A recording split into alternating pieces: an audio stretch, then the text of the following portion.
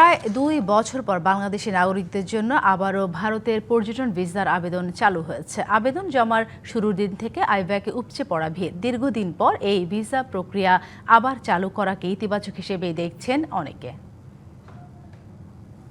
To announce that we are resuming our normal visa applications. দায়িত্ব গ্রহণের পর ঢাকায় নিযুক্ত ভারতের নতুন হাই কমিশনার দীনেশ ত্রিবেদী পর্যটন ভিসা পুনরায় চালুর ঘোষণা দেন। সেই অনুযায়ী Indian visa application centre IVAC ২৮ June থেকে পর্যটন ভিসার আবেদন গ্রহণ করে। ফলে প্রায় ২ বছর ধরে অপেক্ষায় থাকা বাংলাদেশি ভ্রমণ প্রত্যাশীদের মধ্যে দেখা দেয় স্বস্তি। তবে অনলাইনে ট্যুরিস্ট ভিসা আবেদন কিছুটা ভোগান্তি দিচ্ছে ভ্রমণপ্রেমীদের মধ্যে। অনেকেরই গুনতে হচ্ছে অতিরিক্ত টাকা, আবার কেউ তো দালালের মাধ্যমে ডাবল এন্ট্রি ভিসা করতে দিয়েছেন লাখ টাকাও।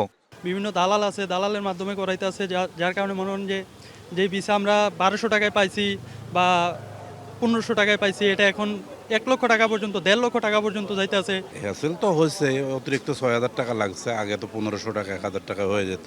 এমনি স্লট পেতে একটু খুব একটা প্রবলেম হচ্ছে না, কিন্তু টাকা বেশি নিচ্ছে একটু। ওই সাথে সাথে পাই নাই, কিন্তু আমি ৬টার দিকে ট্রাই করছি, দেখছি নর্মালি স্লটটা পাওয়া গেছে, পরে পেমেন্ট করতে পারছি, যে আজকে চলে আসছে আর কি। পার্শ্ববর্তী দেশের সাথে সবসময় সৌহার্দ্যপূর্ণ সম্পর্ক থাকার কথাও বলেন কেউ কেউ। পুনরায় ভিসা চালুর বিষয়েও ইতিবাচকভাবে দেখছেন তারা।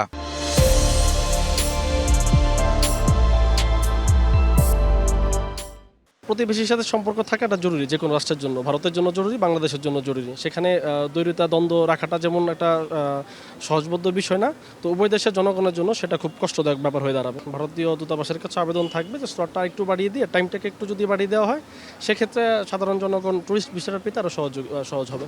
দীর্ঘদিন যারা ঘুরতে বেড়াতে যেতে পারেনি তারা একটা সুবর্ণ সুযোগ পাচ্ছে। ২-৩ ঘন্টা আবেদন করতে লেগেছে, বাকি সব কিছু নর্মালি ছিল।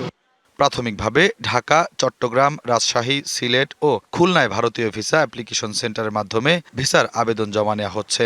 পর্যায়ক্রমে অন্যান্য শহরে ভারতীয় ভিসা সেন্টারগুলোতেও এ কার্যক্রম চালু হবে। শুভ খান, ডিবিসি নিউজ, ঢাকা।